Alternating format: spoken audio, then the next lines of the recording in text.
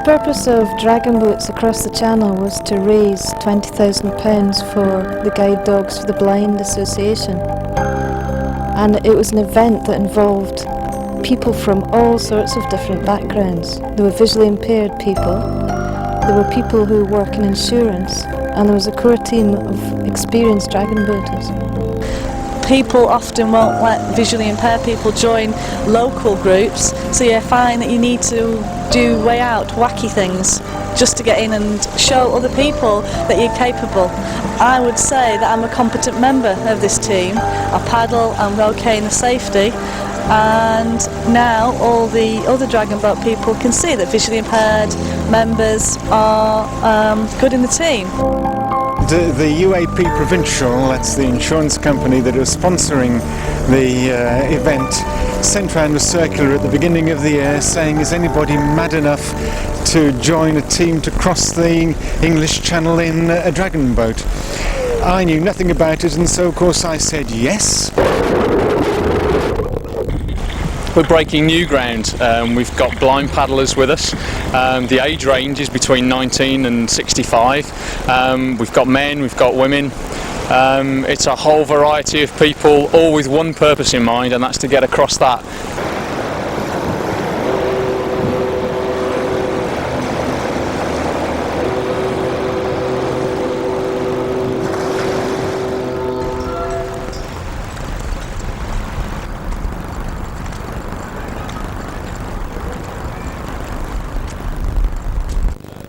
In Liverpool they started off each training session with a meeting, and they had a steering group of about 12 people.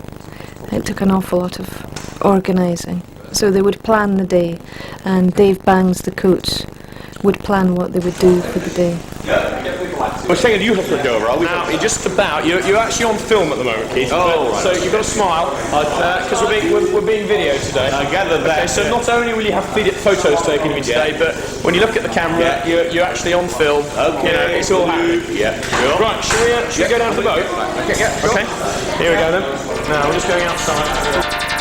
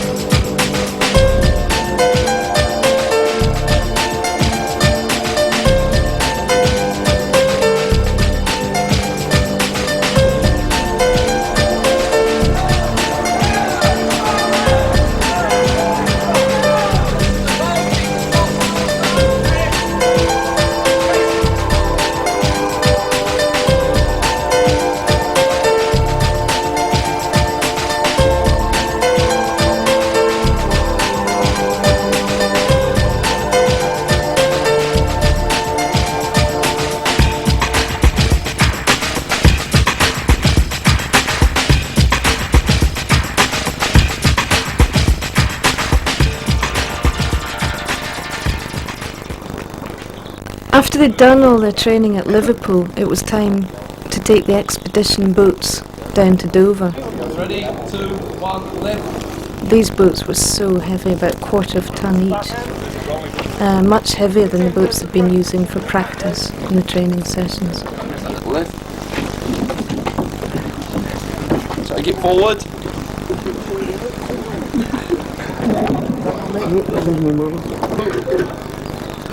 Stop.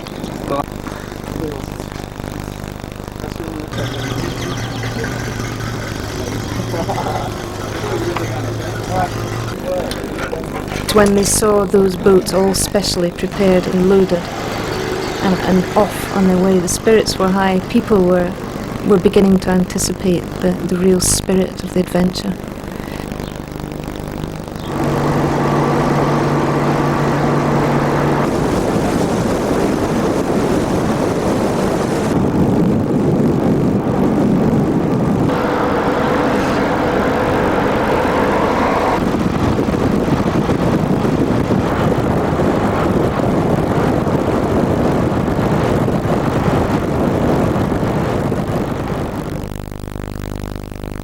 Perfect, okay. Karen, are you okay?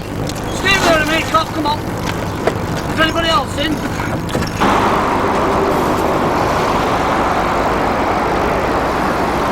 Which way can we get out? Are you okay, man? Can we get this door open? Hang on, watch yourself. Watch yourself.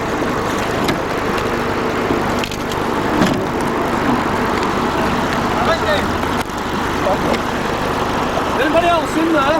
Just us. Right. Get over against the wall that side. We weren't injured badly. There was quite a bit of blood around in the front.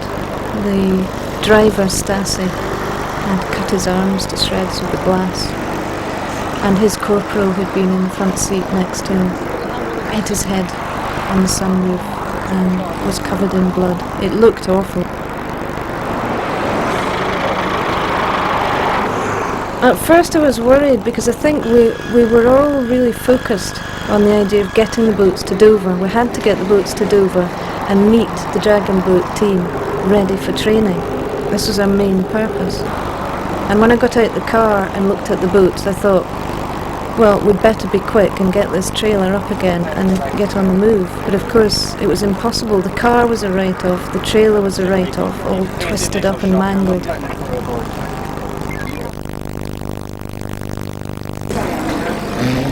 Dan, hi. I'm Stassi. This is Karen, and this is Chris, and we've just survived a major car accident. You lucky devil. We didn't think we'd make it, but I've got a few scratches on my arm. Karen's got a bit of a soft pull around her neck, and well, actually, Chris always looks like that. You walked away from it. But look, I got something. Look. Look, yeah, and Dan's got this itsy bitsy little scratch. Oh. So what's happening with all these dragon boats and things? Well, I don't know. Slight problem. It ain't over. It ain't over. The boats can be mended. We can get the people back together. We can still do it.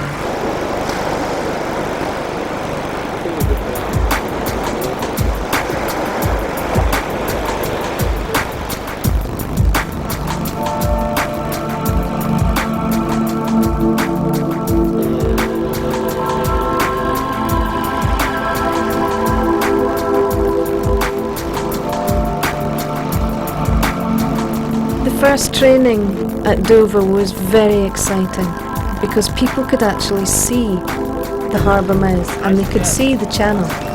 You could see them looking almost as if they could see France already. And it was very much a sea place. You could smell the sea and the waves were on the beach. They were really going to push things to extremes now. They were going to meet the support boats that would lead them across the channel, and the support boats would be watching, creating waves, and actually having them capsize.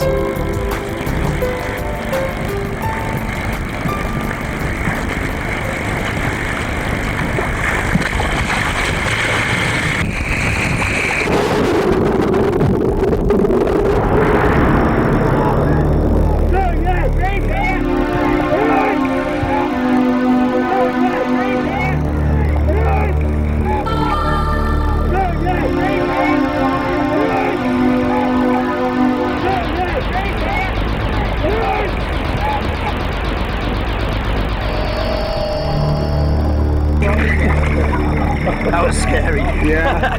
Yeah.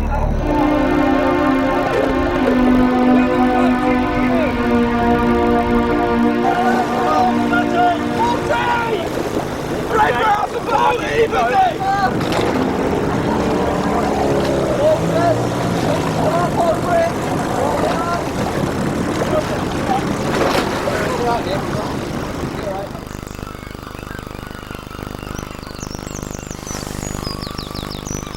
The morning of the crossing was awful because we all had to get up at 4 a.m. and everybody was bleary-eyed and everybody was worried and tense, and there was a lot of breakfast to get through. You're calling us bananas? Are you? I'm used to the sea. I like a sea that's a bit rough anyway. If you've been Bit apprehensive. Yeah. No, we're going to do it. The team will do it. The team will do it. I've never been to France. I've never put my foot on French soil before. So it'll be... Whether I shall have the stamina to make it, but I'll give it a best shot.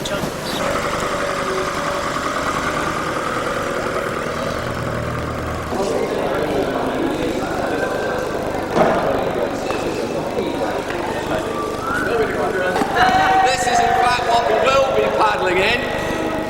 You'll notice that this is the ultimate challenge crossing kit.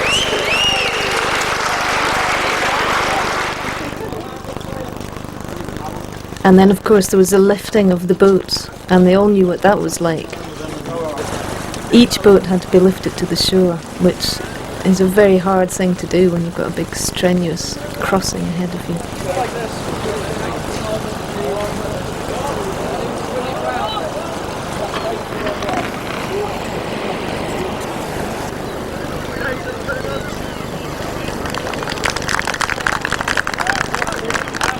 What I would like you to do is to address both boats all together as a team.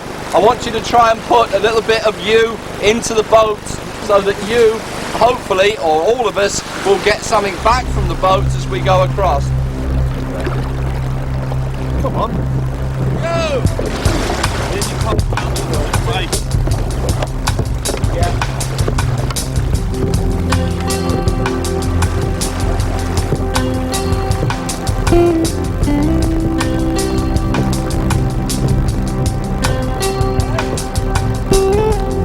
We've got a lot of very, very determined people here, and once we set out on this crossing, I'm confident that it will take a tidal wave to actually stop us. We've spent a long time preparing and practicing and training for the event, so I've got no doubt we'll succeed.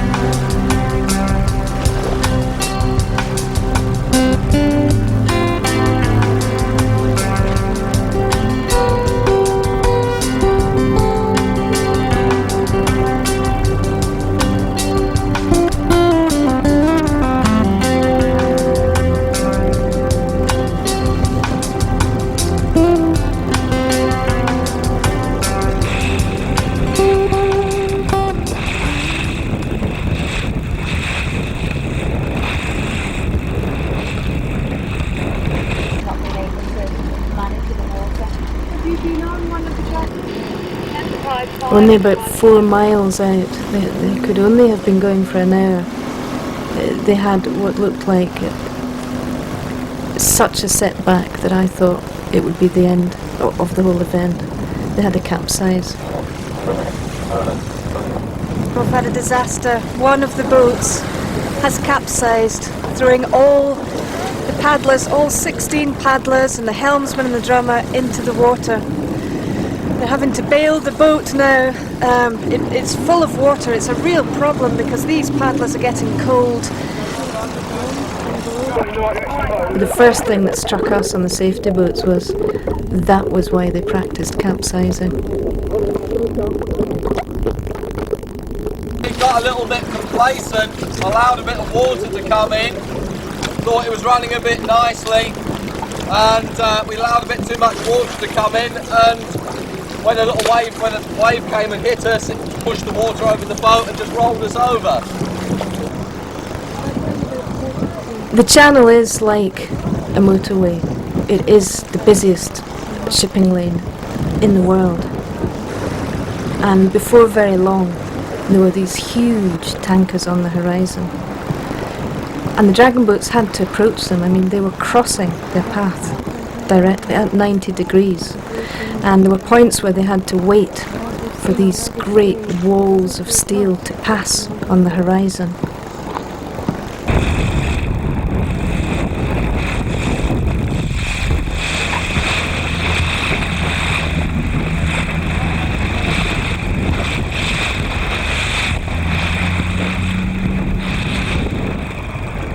It was something that I hadn't anticipated because I don't get seasick myself. And I don't think the dragon boaters had really anticipated it. But a few started being sick, and that was it. It was contagious through the whole group, and then they were just sick, one after the other. And it was as if they got used to it. There were points where you could see people paddling and then stopping to throw up over the side.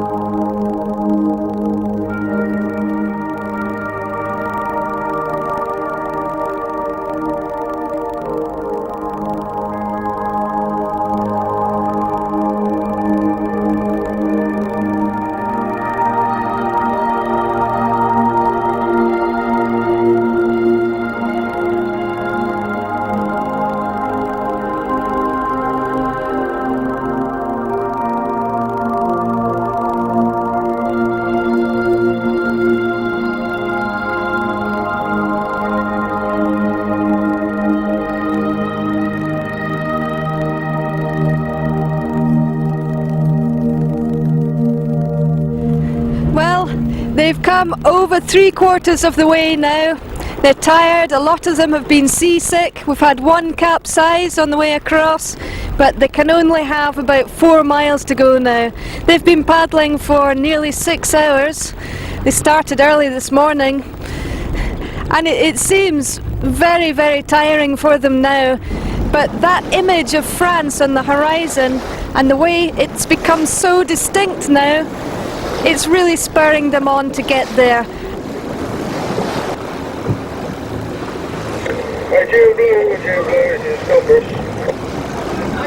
Which way is the best way then? Okay.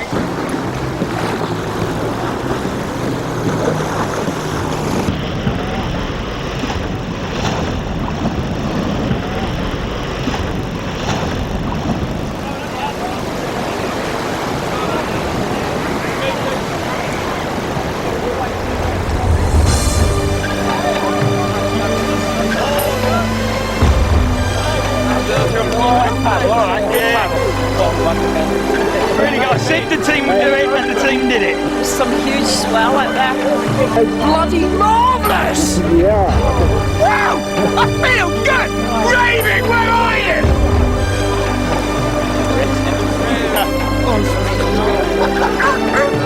It's so emotional. I mean, it's just unbelievable. I mean, whatever. Nobody can take that away from us.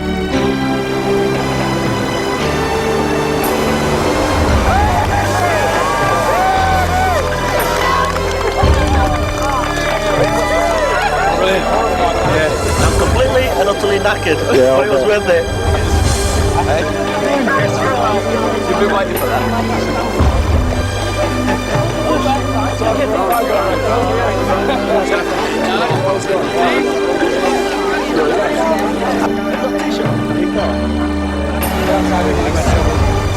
Ray's been after doing this for 9 or 10 years. Oh, wow. It's his ambition to do that. He's one of my greatest friends. It's fantastic. The only upsetting thing is poor Anga has to go off 5 minutes ago at the end.